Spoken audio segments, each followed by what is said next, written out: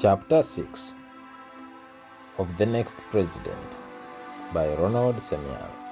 We have the army. The two cronies were immediately given first aid, then rushed to the National Referral Hospital, which also referred them to the neighboring country. It was self-explanatory that the hospital lacked requisite facilities to treat the first son.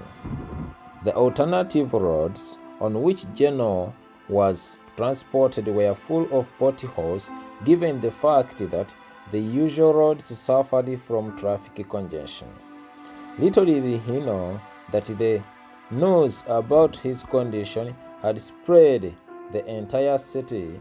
He forced himself to glance outside only to see masses merrymaking. He collapsed again. The emergency helicopter sent to pick him failed to restart, as another one from the west was dispatched to pick him. It was such a trial moment when he was finally admitted to Nairo Hospital. To his surprise, Gandans were the special doctors there in every field. Did he trust them since the education system had been crippled at home? Anyway, there was no choice, for these doctors were the most qualified here. On learning about this, he wanted the operation to be done incognito for fear of any malicious acts. Whatever it was, the general was at the mercy of the sons of the civilian peasants who had sold everything on them to take their children to school, only to graduate with no jobs, and the few available were for talk to this one, who were extremely incompetent. The private hospitals paid less than average, which lowered the brains to cross the border. It was not only in the health sector, but also in other sectors. Were they after vengeance? Not really. They operated him very well and reminded him of the Bourbons.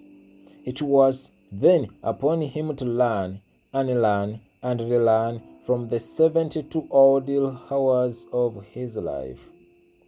Upon discharge, General Kangaloo went mute. Minister Balame wrote his will and resigned from active politics. Rumor had it that he flew to Canada the following year. On revising the entire script, Honorable Hare flew his family to London, then later crossed to Hollywood. He had to refresh his mind for a couple of months, shoot numerous videos, visit prominent political veterans, and recharge for the arena. By this time, it was crystal clear that Mr. Monkey was behind the NSP government, paving way for his ascendance to power. He had generated reasonable support within a few months and penetrated numerous departments of government. His name was no longer strange to the ears of the Gandans. A couple of months, countless abduction of political club supporters from different parts of the country kicked off. The confusion stemmed from suspicions from enemy camps, where those in government attacked and imprisoned those from the opposition, which culminated into broad-day fights, night raids, silent killings. The opposition opted to attack public officials to avenge, leading to declaration of the state of emergency. The first 6 days were dictated by Chief Monkey on behalf of President TFA. There was no big difference, for everything remained unchanged. General Kangaloo took over indirect power with the support of the army, still in the same government. This was evidenced by the This was evidenced the day we expected the State of the Nation address from President TFA, only to see his son doing so. He was very clear in his words. When I was hospitalized in Nairobi, I learned many things, and one of them is the goodness of the Gandans who have suffered at the expense of the greedy few. I want to assure you that from today onwards, corruption is no more. Whoever is caught in any corruption scandal shall be put on a firing squad, and their life shall be taken before the public. Today's decree shall also work retrospectively with only one exception. Those who believe that they have engaged in any corruption scandal should confess and declare all the roots to the Anti-Corruption Committee under Honorable Balame, who is flying home tonight. The state shall take ownership of the loot and use them for the benefit of the citizens. I am doing this because of the corrupt system in the country, and the reason behind this is to clean the country. This should be done within 72 hours.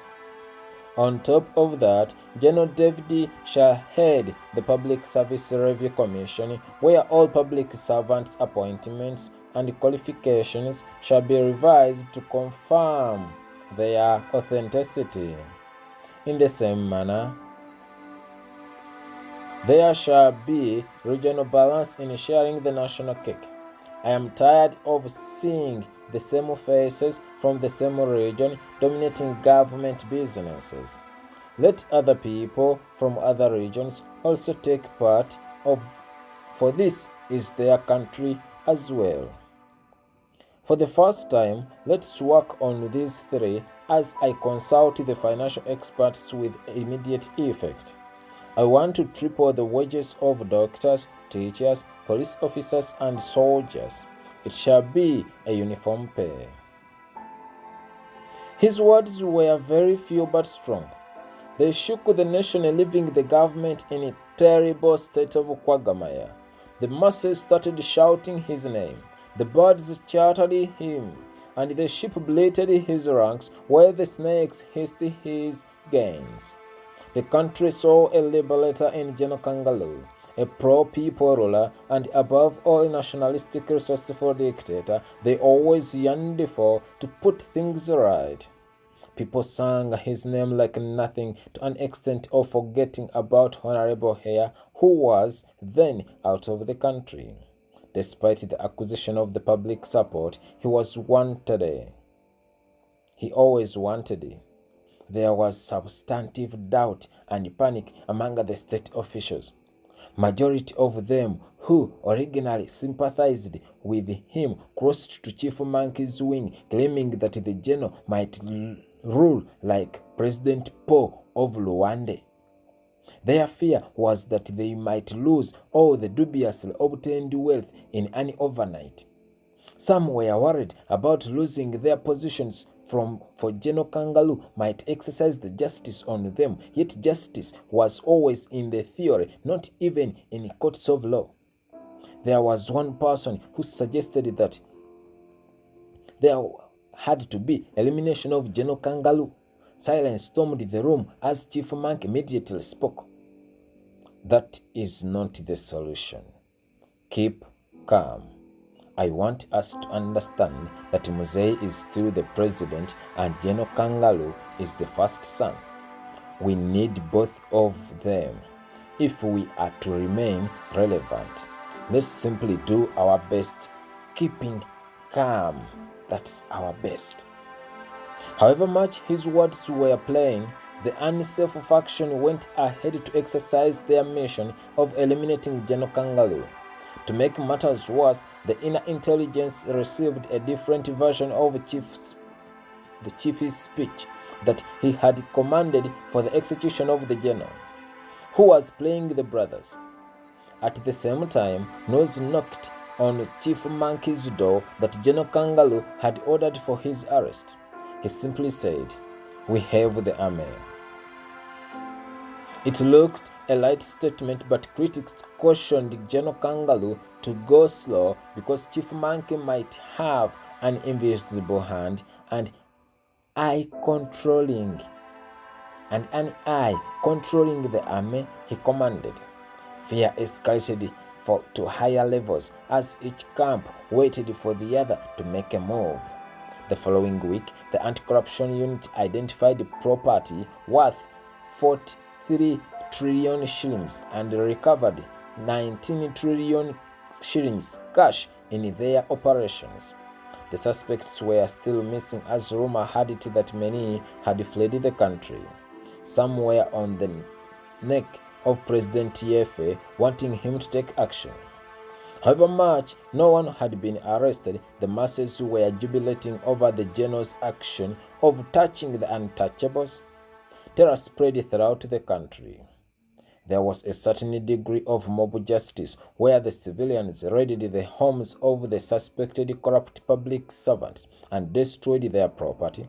Some were killed. 2 resident district commissioners were murdered. 3 permanent secretaries lost their lives. It was against such a background that President Yefe came out to address the nation. The bitter Mzee in his brown chair sat to read what had been written to him.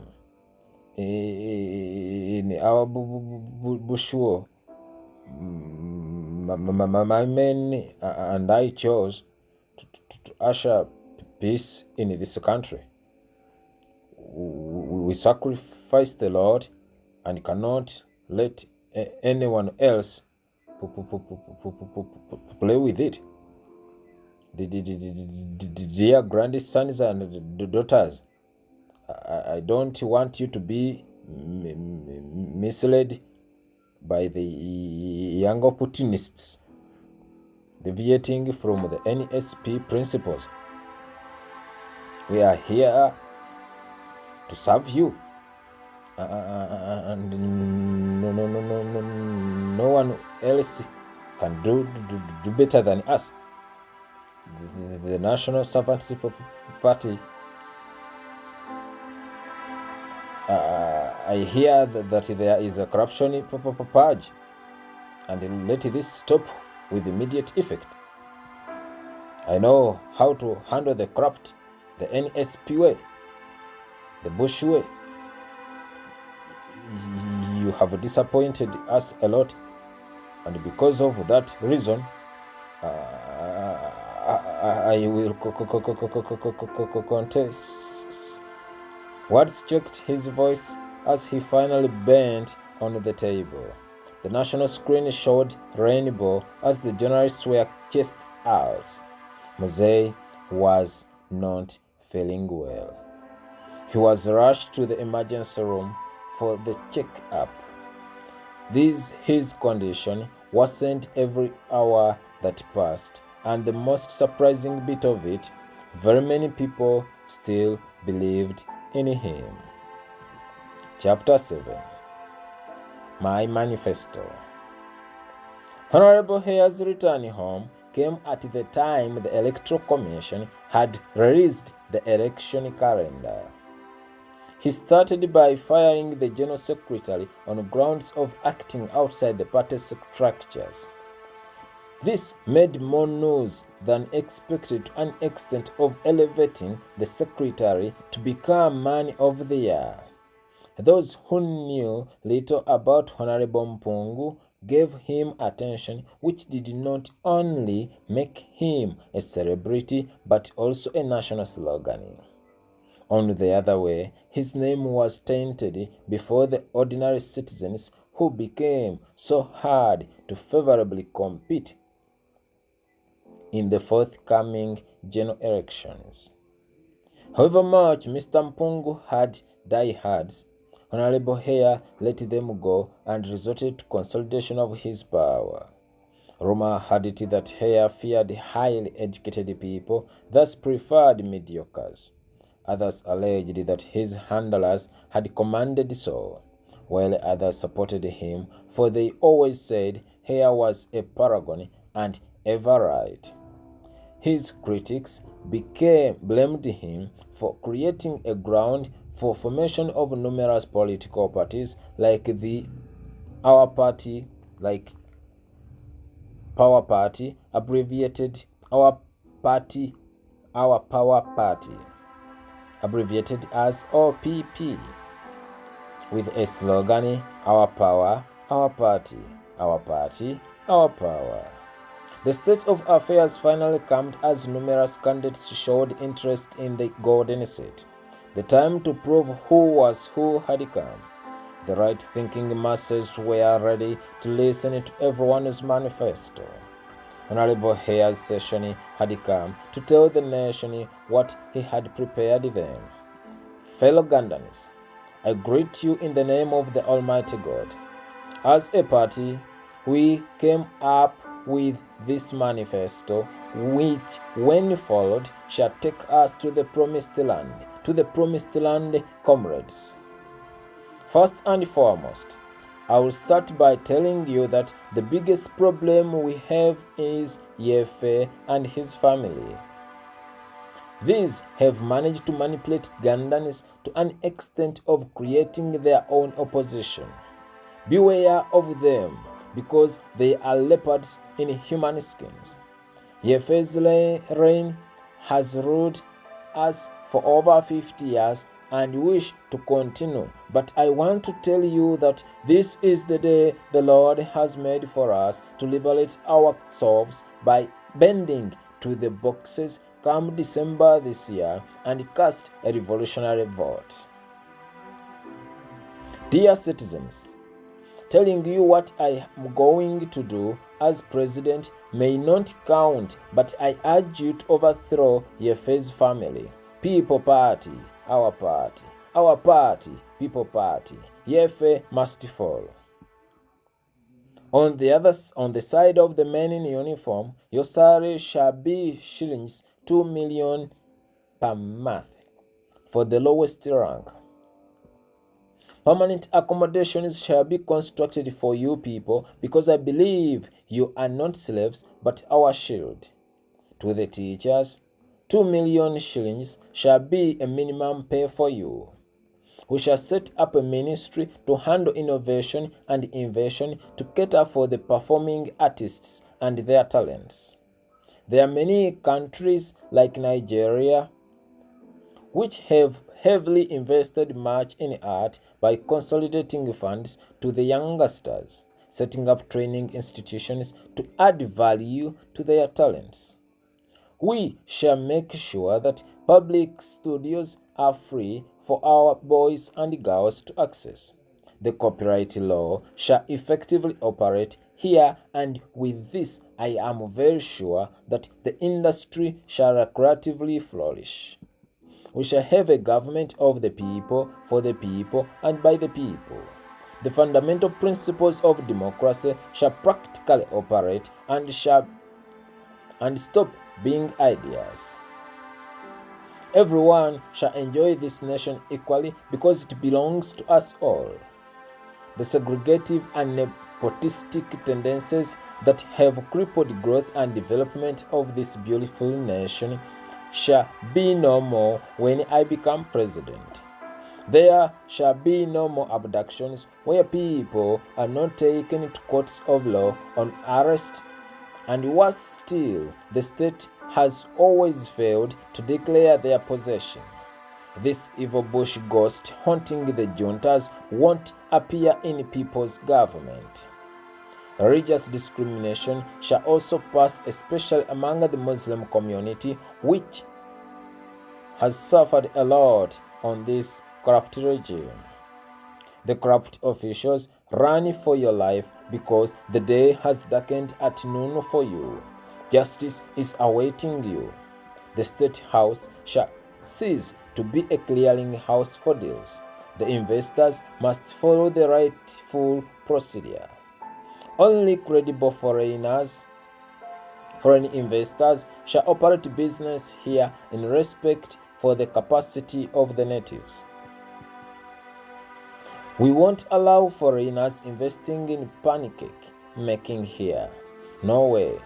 In addition, our focus shall be put on manufacturing such that we can boost the balance of payment position because we wish to elevate the foreign exchange earnings from exports. The coffee question shall be answered in my government. More value shall be added, then export the finished product. The coffee does not lie. There is something I want to put right.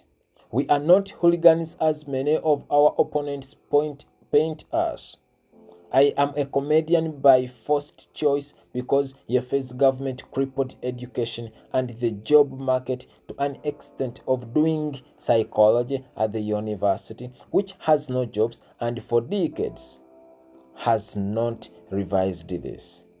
I chose to stand for presidency to put things right.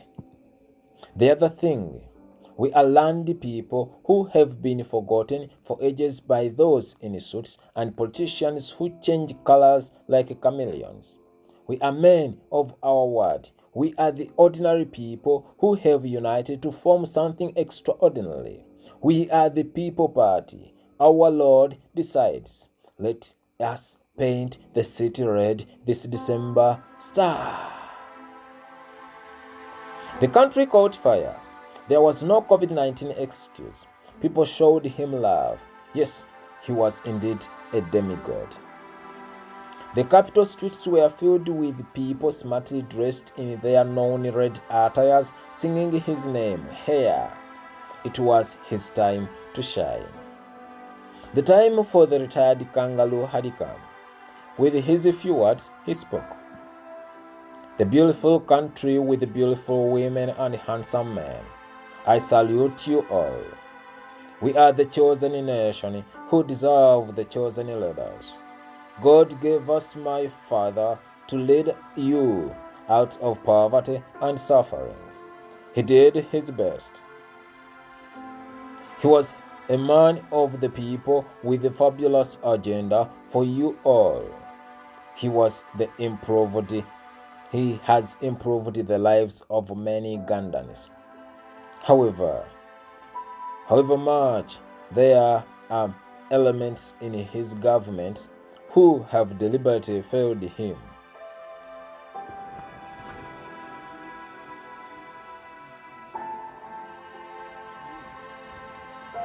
He has sent the beloved son to finish his job. My father only needed 5 years to finish his duty. I have come for those 5 years to finish my father's job and go. I was forced to retire from the army to clean this land of juice and honey. My first point is to freeze all the accounts for government officials as we investigate how they got that money. Corruption is my first point.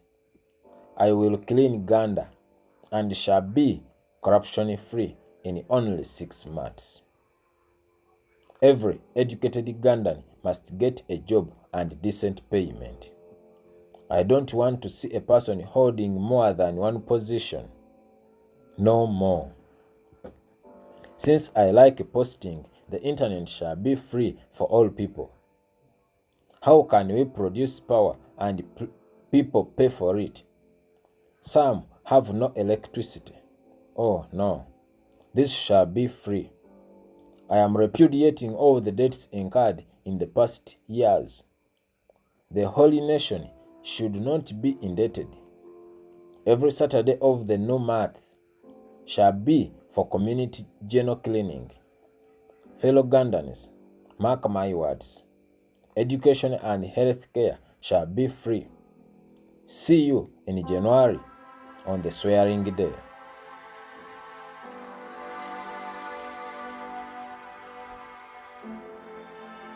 Those on radio stations put them down slowly. The viewers left their houses to gather for bottles of liquor, while those online posted the new Uganda retired General Kangaroo talked about in his brief manifesto. A few minutes later, they began singing his name. They called him Flowing Water, which only flows where it used to flow. They said, like a father, like a son. Many called him Jesus sent to liberate them, the Black Messiah. The roads filled slowly as the masses marched in different parts of the country. The challenge was in choosing between hair and kangaroo because the two had the numbers to be sincere. The urban centers were mostly dominated by hair. However, kangaroo had balanced support from both rural and urban areas. The calm one stepped forward. I may not be so precise, however.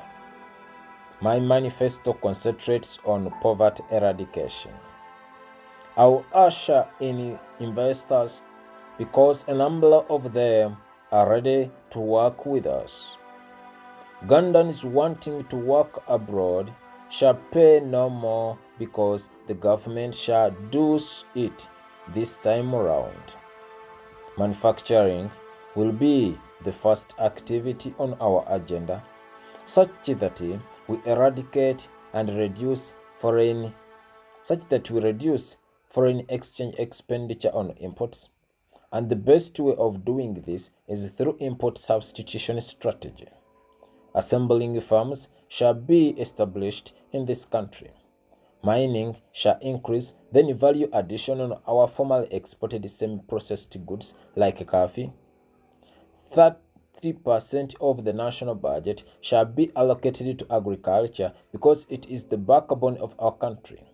We must feed every day. This shall be done through agricultural mechanization and modernization, which shall improve the quality and quantity of agricultural products. We shall modify the local seeds to eradicate the genetically modified foods which have proven dangerous to human life.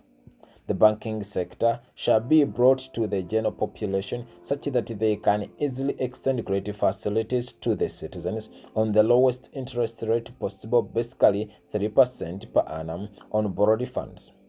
Sensitization campaigns shall be thoroughly done to ensure the citizens are aware of the working of the commercial banks. In the field of education, technology shall be integrated with the learning to create a population that can favorably compete on the world job market. More effort shall be put on science and discovery of new ways of doing things. This country needs more scientists. Chief Monkey's manifesto seemed so perfect. However, the masses knew it belonged to the elites. They simply wanted someone to tell them what they wanted to hear. Monkey never had such time. He was prima facie the best candidate. However, very few people supported him. His challenge was the elite class was in for him, but these rarely voted. The ordinary people knew he was a good man who could make a good president, but a few were willing to vote for him. The only chance Chief Monkey had was the NSP. He had their card and was in close contact with it, if not part of the deep state. Many candidates promulgated their manifestos before the public, as we saw the Blacks Party candidate, Lionel, taking the floor. The good people of the bleeding nation, tears in my eyes, hunger in your bellies, sickness amongst your children, and poverty is our caretaker. I come before you to mourn the demise of our country. Those in government are in marriage with our opposition colleagues. They will assassinate a genuine opponent like they did to our party president. But guess what? The liberation of Uganda shall come to pass when a genuine philosopher emerges. No one knows the day, but it is coming soon. The next president of Uganda has never served in this corrupt regime because those are dirty people who cannot be granted a chance. The Lord is just and fair. When I come to power, the qualifications for the president shall be a minimum of a master's degree. We are tired of school dropouts from leading us astray.